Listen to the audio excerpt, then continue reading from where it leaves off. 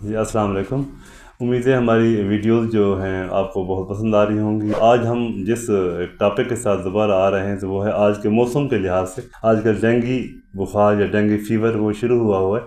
اس کے ساتھ انلکیلی یہ ہے کہ اب کمپلیکیشن کے ساتھ وہ آ رہا ہے، اس میں میدے اور آنتوں کی جو علامات ہیں، گیسٹرونٹالوجی علامات زیادہ آ رہی ہیں، جسے نان اسپیسیفک سمٹمز وغیرہ کہہ رہے ہیں ڈینگی کے۔ آج ہمارے پاس پریزنٹیشن ایسے ہو رہی ہے کہ جو پیشنٹ کچھ آ رہے ہیں ان کو نہ ڈائریا لگا ہوا ہے یا موشن ہے، سارا کچھ ڈیہائیڈریشن ہے، پیٹ میں درد ہے، نوزیا وومٹنگ کے ساتھ۔ جب ورک اپ کرتے ہیں بیسیکلی سسپیکٹ کر رہے ہوتے ہیں شاید گیسٹرو، ہم عام زبان میں کہتے ہیں وہ ہے، نہیں ہوتا، اس کے اندر سیل لائن ساری ڈیکریز ہوتی ہے، جس میں پلیٹلیٹ سفید سیل کم ہو جاتے ہیں۔ وہ جب مزید ورک اپ کیا تو ان کے اندر ڈینگی پازیٹیو آ جاتا ہے۔ ڈینگی ڈائریکٹ اپنی سمٹم کے ساتھ پریزنٹ نہیں کر رہا، کافی سارے کیسز کے اندر وہ گیسٹرونٹالوجی کی جو سمٹم ہیں جیسے متلی ہونا، الٹی ہونا، پیٹ میں درد ہونا، میدے میں درد ہونا، پیٹ پھوٹ جانا، جو اسہال کی ایموشن لگ جانا، اس طرح کے علامات کے ساتھ آ رہے ہیں۔ ایون اتنا ہم یہ سارا ٹریٹ کرتے ہیں، اس کے ساتھ ساتھ جو ہی ہم ورک اپ دیکھتے ہیں تو اس کے جو سیل لائن کم ہو، سارا ورک اپ کرتے ہوئے ڈینگی ڈائگنوز کرتے ہیں اور اس کو بھی ٹریٹ کرتے ہیں۔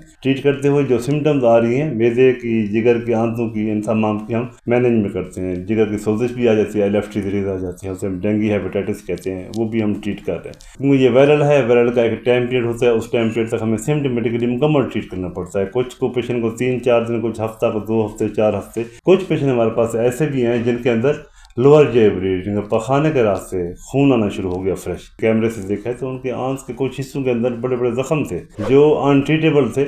ہمیں ایون سپورٹیو جو ہے رکھنا پڑا تمام چیزوں کے اوپر، بلیڈ روکنے کے لیے ریپلیسمنٹ بلڈ پروڈکٹ کی بلڈ وہ سارا کرتے رہے۔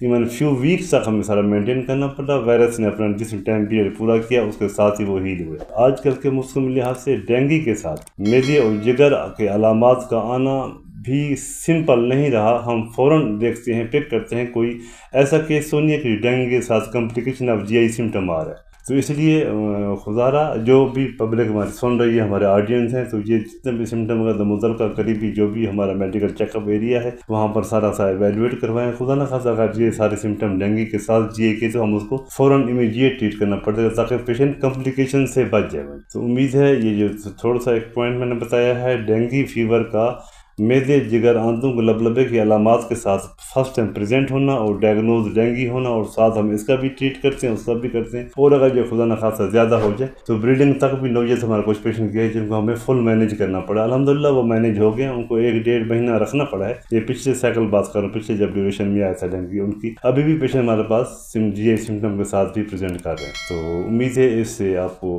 ضرور کچھ نہ کچھ ڈائگنوسٹک فائدہ ہوا ہوگا۔ فوراً ایویلویٹ کروائیں، علاج کریں، صحت مند رہیں، خوش رہیں، آباد رہیں۔ بہت شکریہ جی، انشاءاللہ ملتے ہیں ایک نئی ویڈیو کے ساتھ۔ جزاک اللہ جی۔